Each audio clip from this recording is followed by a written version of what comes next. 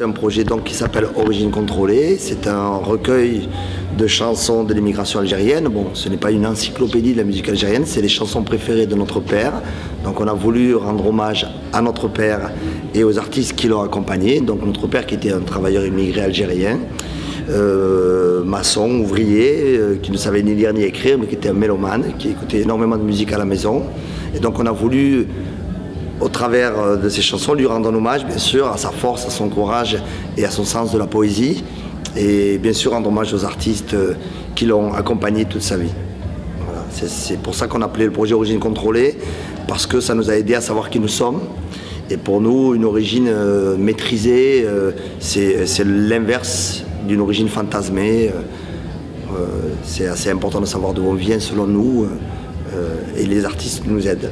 Mon père a écouté beaucoup de musique, donc du coup forcément ça donne envie d'en écouter, de s'ouvrir, mais à la maison il y avait cette musique-là, et après à l'extérieur on écoutait la musique de jeunes français, que ce soit Renaud, Brassens, Bob Marley ou Michael Jackson. Et donc, du coup le père il nous a donné ce goût d'écouter de la musique, d'avoir le choix en tout cas d'écouter la musique qu'on voulait à la maison, globalement. Voilà, c'est essentiellement des reprises d'artistes essentiels, notamment, bon, nous on est d'origine kabyle, berbère, donc c'est vrai qu'on a écouté beaucoup de musique kabyle. Donc pour ceux qui ne savent pas, le berbère, le kabyle, c'est pas de l'arabe, c'est une autre langue. On est algérien d'origine, c'est certain, mais c'est une partie de l'Algérie, une partie de l'Afrique du Nord, donc je trouve que c'est assez cohérent de se retrouver dans des événements qui mettent en avant aussi la culture locale, les cultures particulières, comme l'Occitanie en particulier. Nous, on a grandi à Toulouse, on est toulousains, hein, ça c'est un peu ce qui nous définit de manière la plus synthétique, nous sommes des Toulousains. On a grandi et côtoyé beaucoup d'occitanistes et de gens qui défendent leur culture. Et donc ces artistes, notamment Siman Azem, qui est un artiste qui a écrit des centaines de chansons entre les années 50 et les années 80, qui parle de l'exil bien sûr, de celui qui rêve la nuit de sa terre, de son enfance, de son village, dans la montagne, du rapport avec le patron aussi, en tant qu'ouvrier, sur les chantiers, le rapport au papier, la société en général, quoi. Donc ça traite ces choses-là.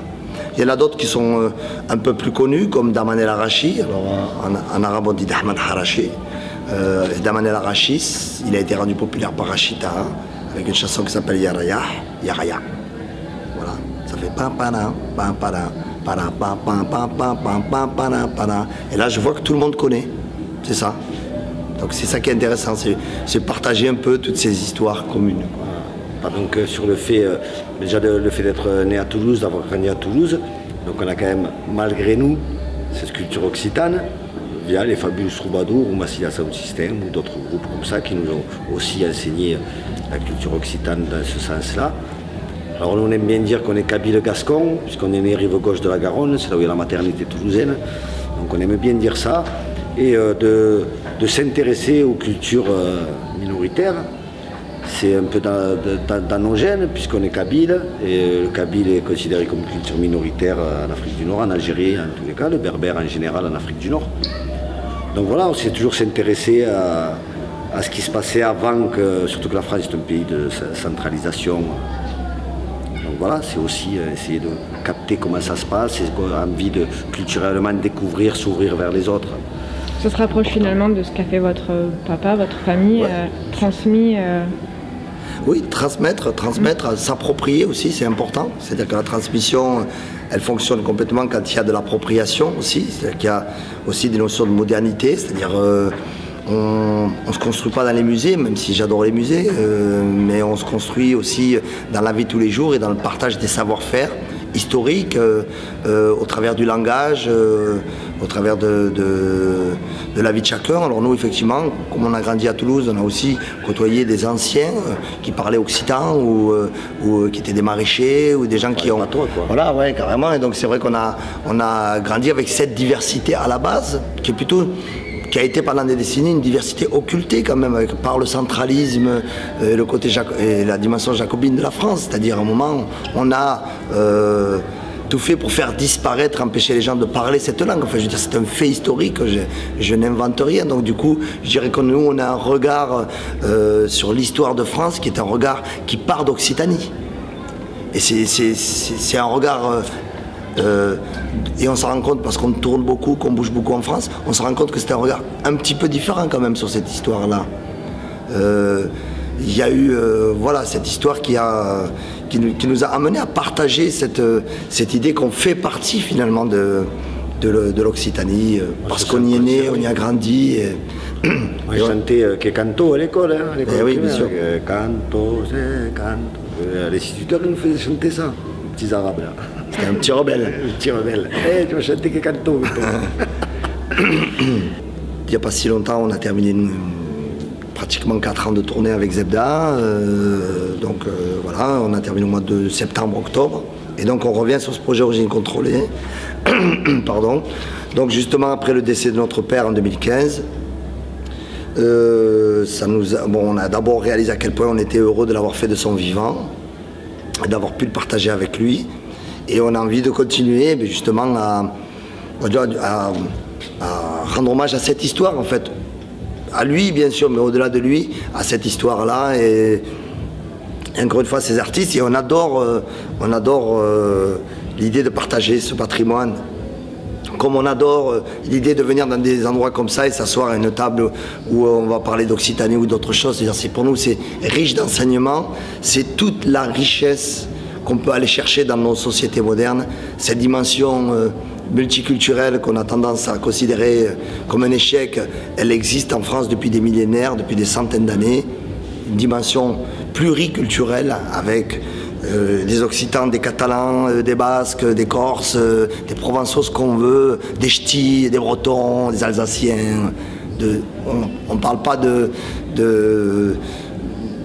d'une seule identité figée et unique, elle est forcément en mouvement grâce à toutes ces cultures dont est déjà riche ce territoire, quoi.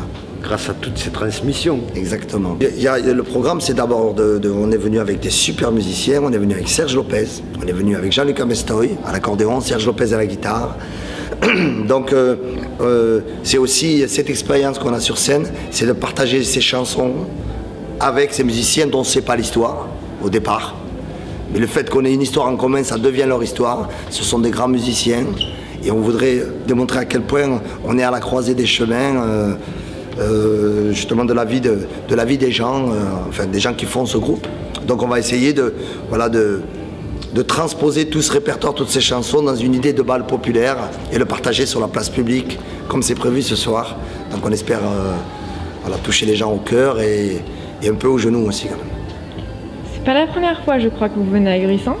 C'est pas la première fois, non. Certainement pas. Voilà. On a fait quelques virées, hein. On est Toulousain, c'est pas loin. Hein.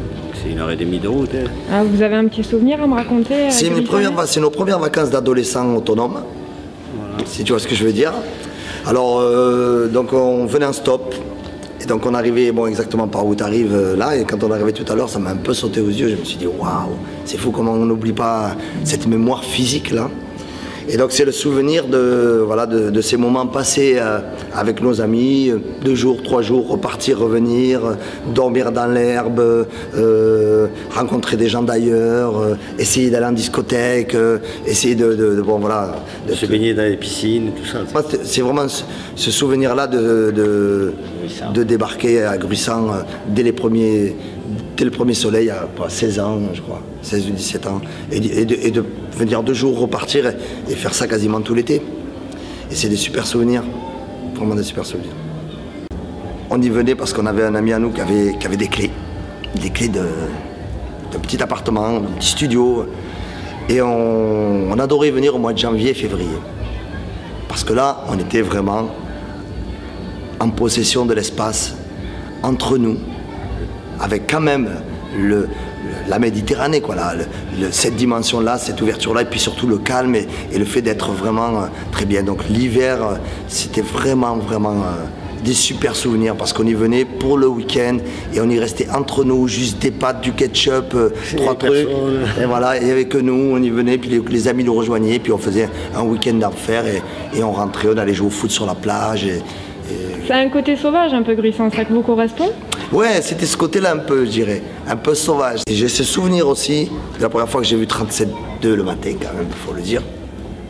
On connaît nos anecdotes sur Gruissant. Donc d'avoir reconnu ce film que j'avais adoré à l'époque, donc je sais pas d'ailleurs, je devais être dans ces eaux-là, j'ai presque été le voir parce qu'on m'a dit tu vas voir, c'est Gruissant. Et j'avais été le voir et c'est vrai que j'avais reconnu ces magnifiques maisons. Tu sais, ce pilotis là. Très bien.